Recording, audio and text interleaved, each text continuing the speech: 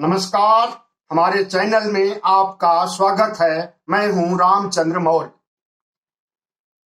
उत्तर प्रदेश चुनाव नजदीक है और सारी पार्टियां, खास करके Bharatiya Janata party, Samajwadi party, Bahujan Samaj party और कांग्रेस एक दूसरे को पछाड़ने की जुगत में लगी हुई है।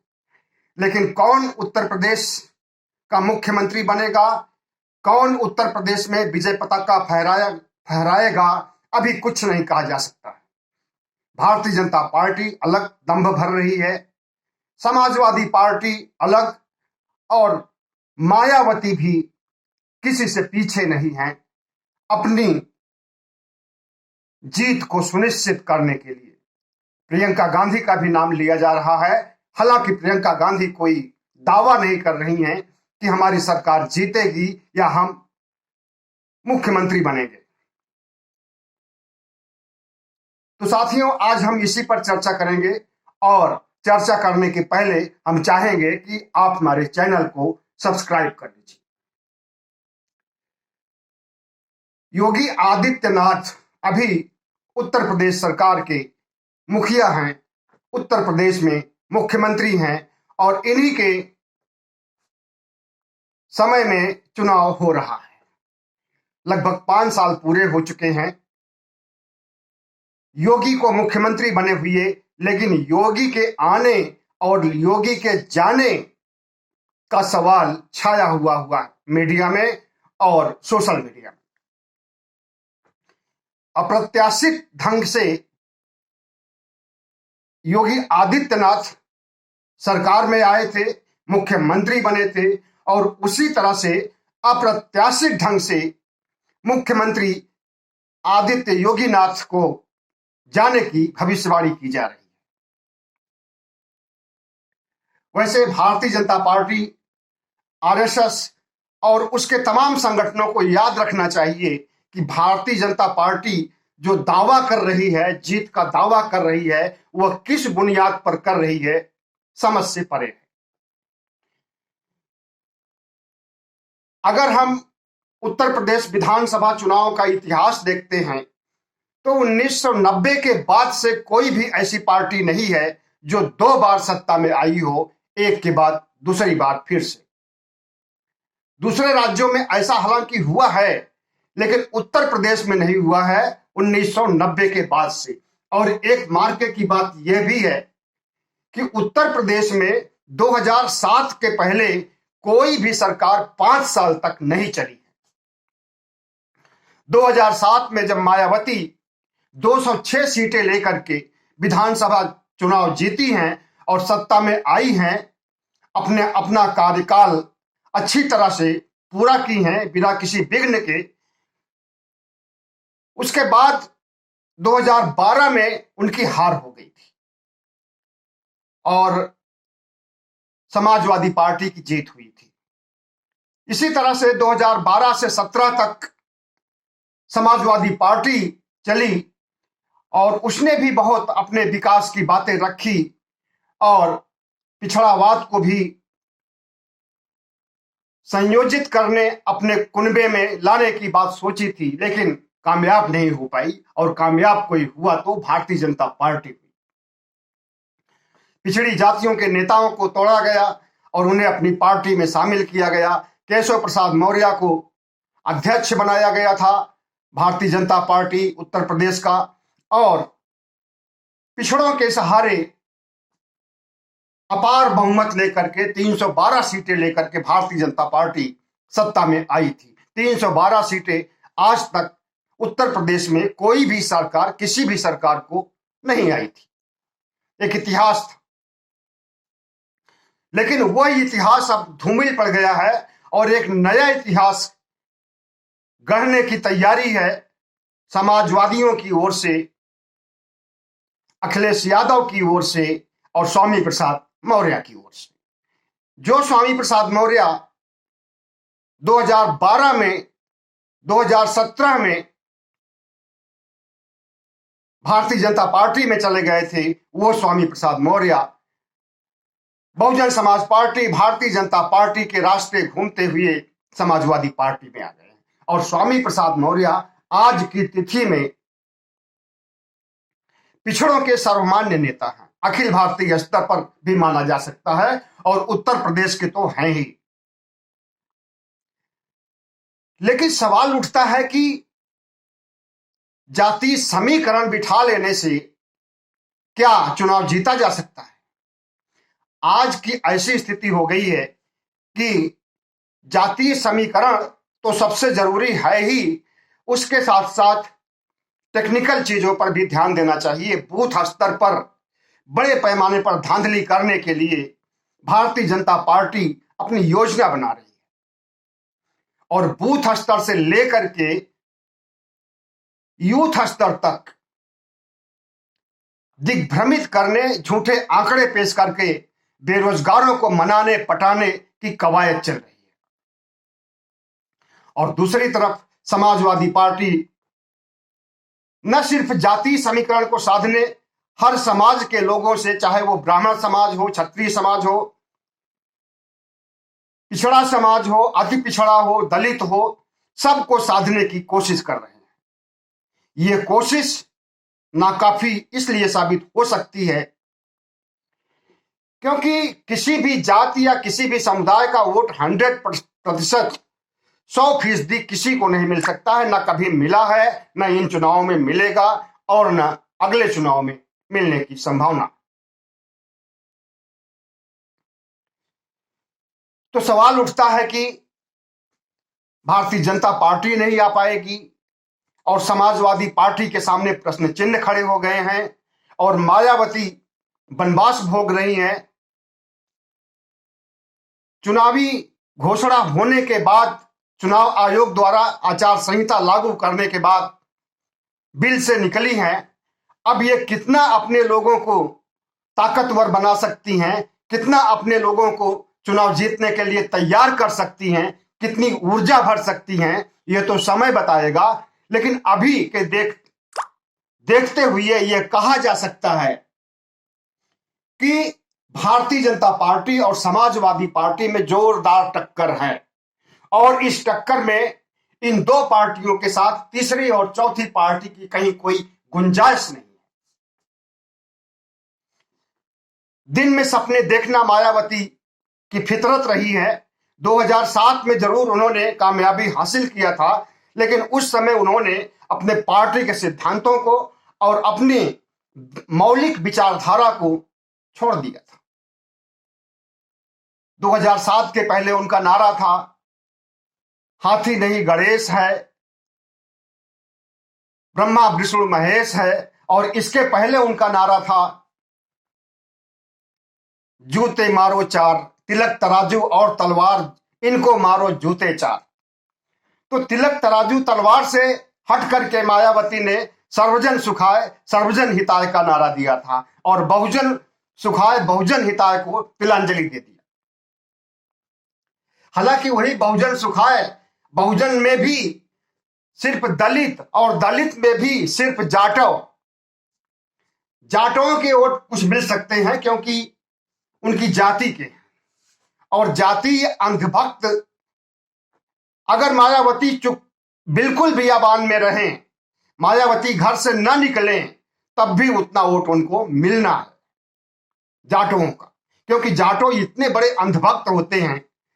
सारी पार्टियों में अंधभक्त होते हैं, लेकिन जितना अंधभक्त जाटों है उसको मैंने फेसबुक पर, सोशल मीडिया पर, ट्विटर पर हर जगह देखा है कि जिस तरह से भारतीय जनता पार्टी और मोदी जी के अंधभक्तों की भरमार है, तो उस स्तर पर तो मायावती के अंधभक्त नहीं हैं, लेकिन जाटो समाज के जितने भी अंधभक्त हैं उनको भी कुछ भी कहिए, मायावती के सच का आईना दिखाइए तो उनको उल्टा दिखाई देता है। अगर ये कहिए कि मायावती जय श्री राम बोल रही है और हर हर महादेव का नारा दे रही है, जबकि ये पार्टी कांशीराम ने बनाई थी और यह पार्टी बहुजन समाज बहुजन हिताय के लिए बनाई गई थी, तो इससे कोई मतलब नहीं है। अंधभक्त वही देखना चाहता है जो उसके दिमाग में होता है, और जो उसके दिमाग में होता है सिर्फ बहन जी और बहन जी की छवि। तो इस बात से इनकार नहीं किया जा सकता है कि मायावती को बिल्कुल वोट नहीं मिलेंगे। लगभग 20-21% दलित समाज का वोट उत्तर प्रदेश में है और उसमें से जाटवों की का भी लगभग 7-8% तक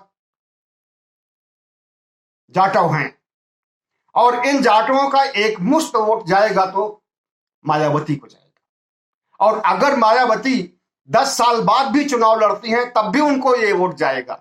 ये वोट उनका पक्का है, ये वोट अंधभक्तों का है और अंधभक्तों को अच्छा और बुरा में से अगर चुनाव करने के लिए कहिए तो उनको अच्छाई भी बुराई लगती है और बुराई भी अच्छाई लगती है। अगर मायावती मनवादी हो गई हैं तो उन्हें उनमें अंबेडकरवाद नजर आता है, उनमें बुद्धिज्म नजर आता है, मनवाद नजर नहीं आता है।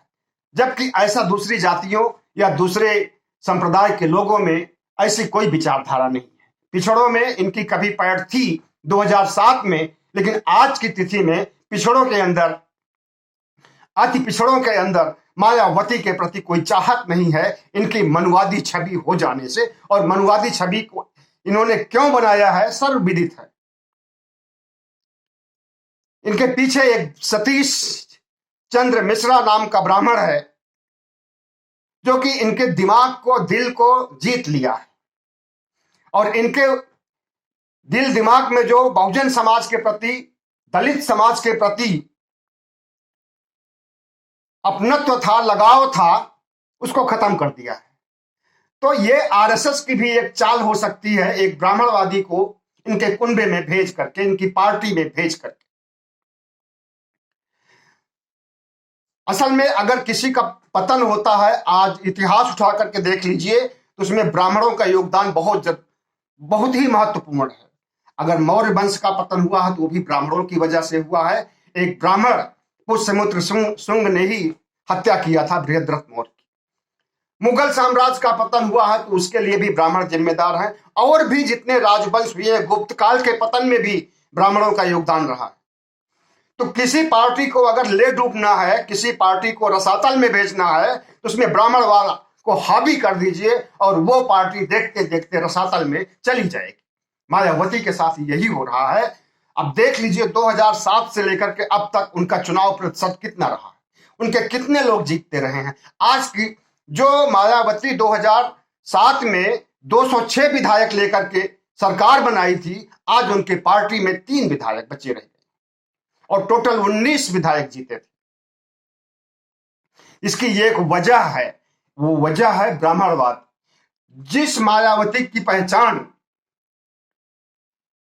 तिलक तराजू और तलवार के नाम पर बनी थी, दलितवाद के नाम पर बनी थी, अंबेडकरवाद के नाम पर छवि बनी थी, वो मायावती रातों रात अगर मनुवादी हो जाए और हर हर महादेव के नारे लगाए और त्रिशूल लेकर के चले और जय श्री राम का नारा लगाए, तो इसका मतलब है कि वो अपने सिद्धांतों से, अपने उसूलों से भटक चुकी है, काशी राम के उसूलों से भटक चुकी है, अंबेडकर और अंबेडकरवाद के उसूलों से भटक चुकी है। ऐसे में उनका वारिस भी आ गया है। ऐसी बात नहीं है कि मायावती का पतन हो जाएगा तो उनकी विरासत को संभालने वाला कोई नहीं रहेगा। चंद्रशेखर आजाद, पहले इनका नाम चंद्रशेखर रावण था, लेकिन अब रावण को बदल दिया है, उन्होंने आजाद कर दिया है और ठीक भी है।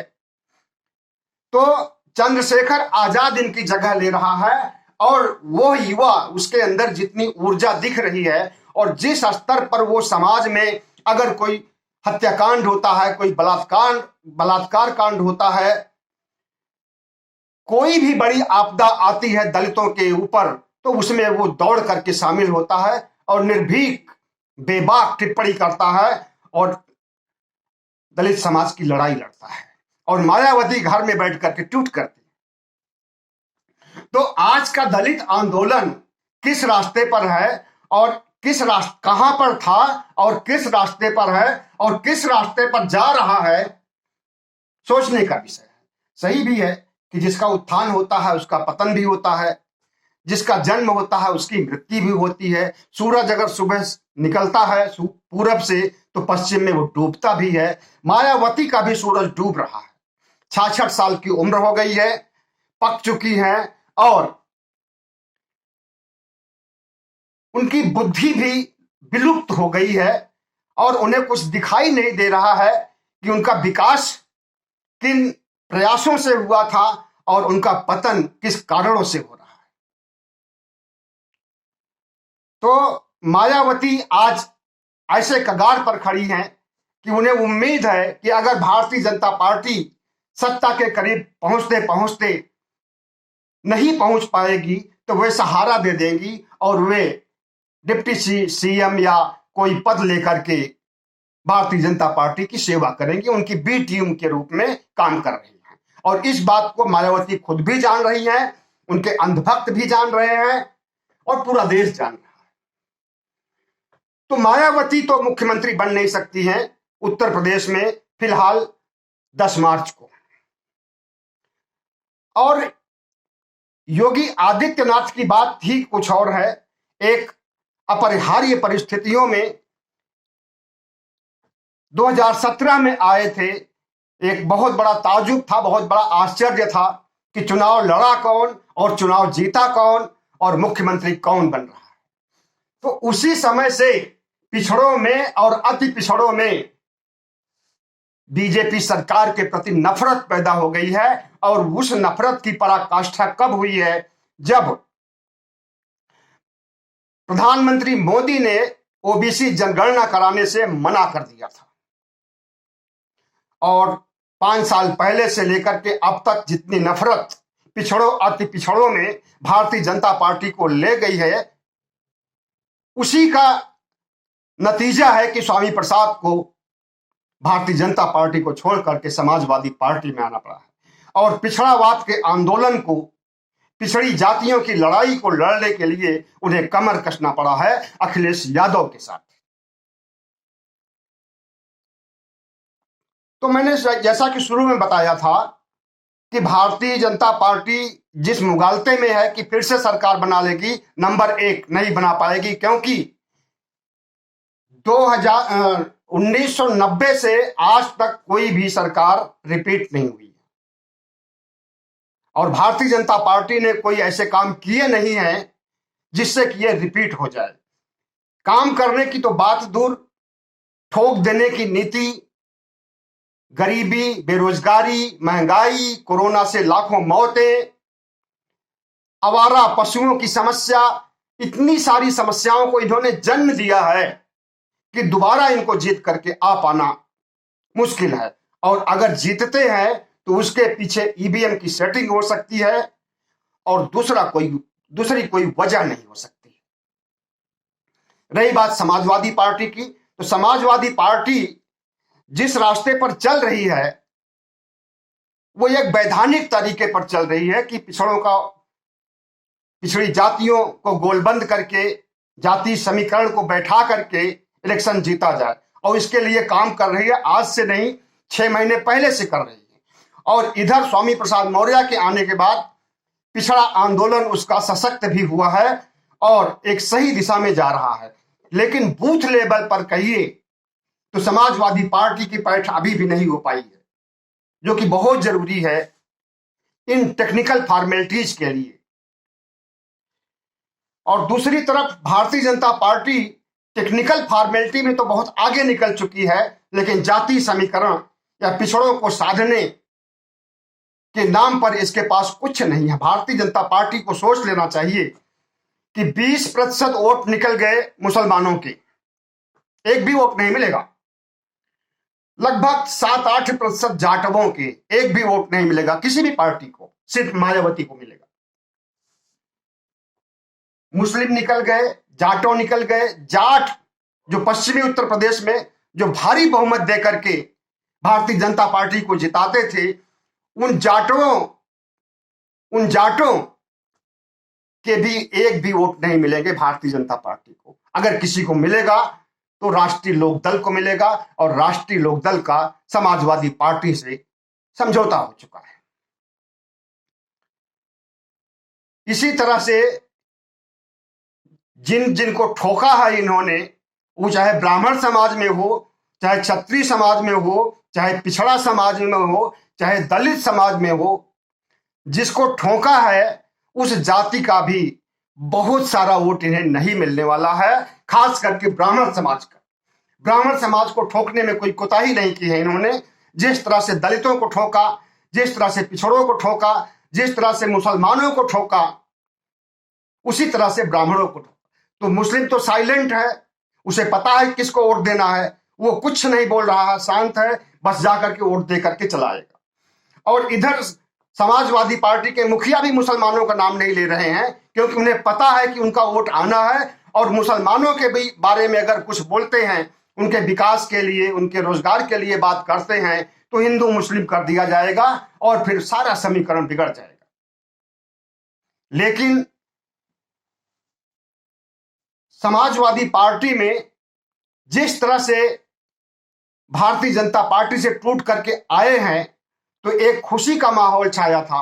उसी तरह से समाजवादी पार्टी से अगर कुछ खास लोग जा रहे हैं टिकट बंटवारे को लेकर के, टिकट की बंदरबाट को लेकर के जा रहे हैं, तो ये भी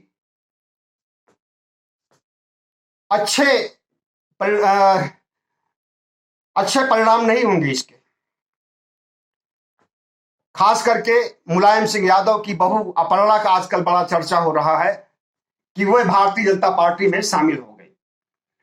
और सोशल मीडिया पर जिस तरह से बहस छिड़ी हुई है, उसमें एक तबका यह भी कह रहा है कि मुलायम सिंह यादव और अखिलेश यादव की मिली भगत से वो जा रही है, अपर्णा यादव, ताकि भारतीय जनता पार्टी की रीति नीति और उनके आंतरिक मामलों को जासूसी कर सके, समाजवादी पार्टी को सहायता पहुंचाएं। तो दुश्मन के किले में जाकर के दुश्मन के किले को ढहाने के लिए तरीका सीखा जा सकता है। तो भारतीय जनता पार्टी के किले को ढहाने के लिए 2022 के चुनाव में और 2024 के चुनाव में अगर अपर्णा यादव को भेजा जा रहा है भारतीय जनता पार्टी में, तो इस खेला को भारतीय जनता पार्टी और आरएसएस के लोग समझ नहीं पा रहे, और उन्हें इस बात का गर्व हो रहा है कि स्वामी प्रसाद मौर्य अगर टूट करके यहां से चले गए, तो मुलायम सिंह यादव और अखिलेश यादव के परिवार के सदस्य को हमने भी तोड़ लिया। वे इस गलतफहमी में हैं और खेला इधर से कुछ और हो रहा है। बहरहाल, तो हमारा यह कहना है कि भारतीय जनता पार्टी इस मुगालते में नहीं रहे कि वो चुनाव जीतने जा रही है, और समाजवादी पार्टी भी इस मुगालते में नहीं रहे कि वो चुनाव जीतने जा रही है। अभी ईवीएम का खेला बहुत बड़ा ब्रह्मास्त्र है भारतीय जनता पार्टी के पास, और मायावती के बारे में तो सोचा ही नहीं जा सकता है। जिस तरह से वो चुनाव को लड़ना चाहती हैं, जीतना चाहती हैं, विधानसभा टिकट